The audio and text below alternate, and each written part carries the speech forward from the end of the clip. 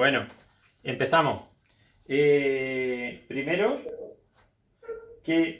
tenemos que saber qué es la incertidumbre, cuál es la definición, ¿de acuerdo? Vamos a empezar con una parte algo teórica para que sepamos cómo se calcula una incertidumbre para cualquier tipo de análisis que hagamos o de ensayos, y luego haremos unos ejemplitos muy sencillos para algún caso práctico para que el tema de la fórmula pues se vea más intuitivo. ¿La incertidumbre qué es?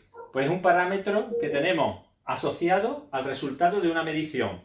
La caracteriza con una dispersión de valores que podrían ser razonables, que estarían en torno al valor real. O sea que si nosotros tenemos un valor real y nosotros hacemos mediciones respecto a ese valor real, pues digamos que la incertidumbre sería el intervalo que tenemos que estamos midiendo respecto al de verdad, que sería el real. Esto sería, digamos, la incertidumbre. Entonces, ¿cómo calculamos la incertidumbre? Se calcula hay dos formas de calcular la incertidumbre, que se llaman las de tipo A, ¿vale? Y las de tipo B. Bien, ¿qué es tipo A? Tipo A es cuando hacemos un análisis estadístico de una serie de observaciones. O sea, imaginaros, queremos medir con un escalímetro, queremos nosotros medir, por ejemplo, el tamaño de un folio.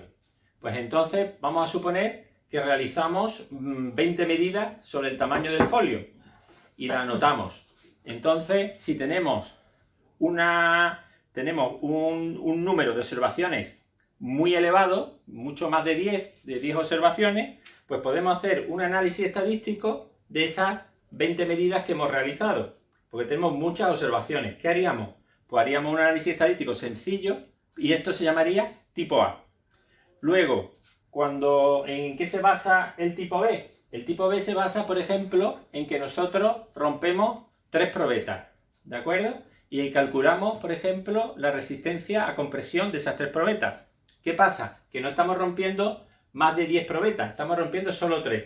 Tenemos un número de observaciones súper bajo. ¿Qué significa? Que lo que tenemos que hacer es basarnos en estudios estadísticos que ya existen y lo que vamos viendo, cómo esos diversos errores que pueden tener los aparatos de calibración, de precisión, de cero, de AVE, etcétera, una serie de posibles errores, y cómo se comporta normalmente las roturas de compresión, porque ya hemos hecho muchos estudios, pues sabemos en qué nivel nos vamos a encontrar el resultado de la rotura de esa probeta. Entonces, ¿qué es lo que hacemos? Nos basamos en una gráfica, por ejemplo, de una distribución normal, de estas que son campanas de Gauss, que sabemos que en esas campanas de Gauss el valor que querramos nosotros estimar como que el valor real que nos encontremos, no sabemos cuál es, pero sí podemos decir con un nivel de confianza que sería, digamos, este rango, podemos establecer que tenemos una probabilidad y una confianza de encontrar el valor real solo con esas 3 roturas que hemos hecho de un 95%. Empezamos con incertidumbre combinada, que es un término que es muy importante. ¿Qué pasa, por ejemplo, con una función, por ejemplo, como la rotura de las probetas?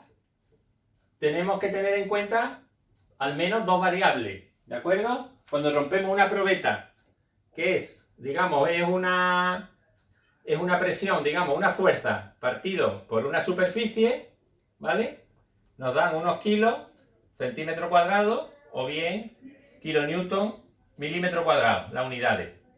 ¿De acuerdo? Entonces, tenemos una fuerza partido por una superficie. La superficie es pi r cuadrado, que es el diámetro de la probeta. En una prensa, tenemos por un lado la fuerza que aplica la prensa, que es una variable, y otra variable es el radio de la probeta, que lo medimos con un pie de rey.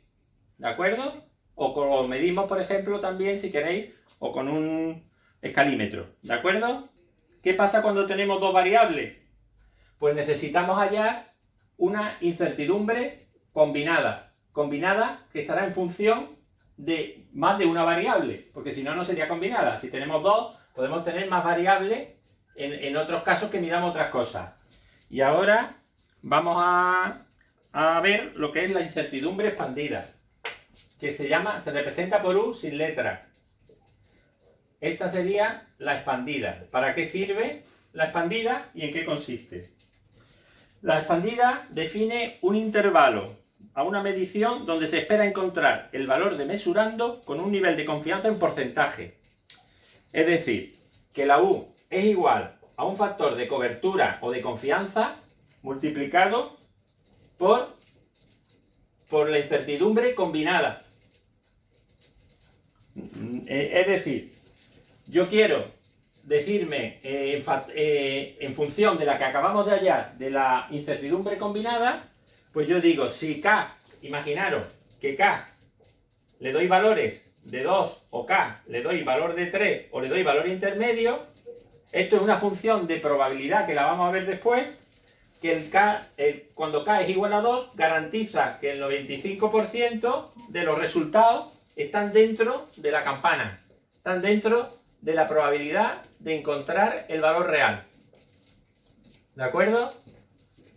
Si yo cojo K sub 3, de memoria no me lo sé, pero me parece que era un 98 o un 99% aproximadamente. Al meter un factor más grande, ¿qué estoy haciendo? Amplío el intervalo de la incertidumbre combinada. ¿Y qué es lo que hago? Al aumentar el intervalo, tengo ya una confianza de que el valor real está dentro en un 99%. El error puede ser de dos tipos, ¿vale? Puede ser aleatorio o puede ser sistemático. ¿Vale? ¿Qué significa aleatorio? Pues que puede ir para un lado, puede ir para otro, que no tenemos control sobre ese error. ¿De acuerdo? Y sistemático, ¿qué significa? Pues que el equipo que estamos utilizando, por ejemplo una prensa, pues antes de ponerla en funcionamiento, cuando la estamos poniendo en funcionamiento, debido a que es una máquina, pues imaginaros que ya empieza con un error de 0, que en vez de estar en el 0, pues ya comienza con 0,00 algo kilos centímetro cuadrado. Entonces eso sería un error sistemático, que lo podemos corregir luego.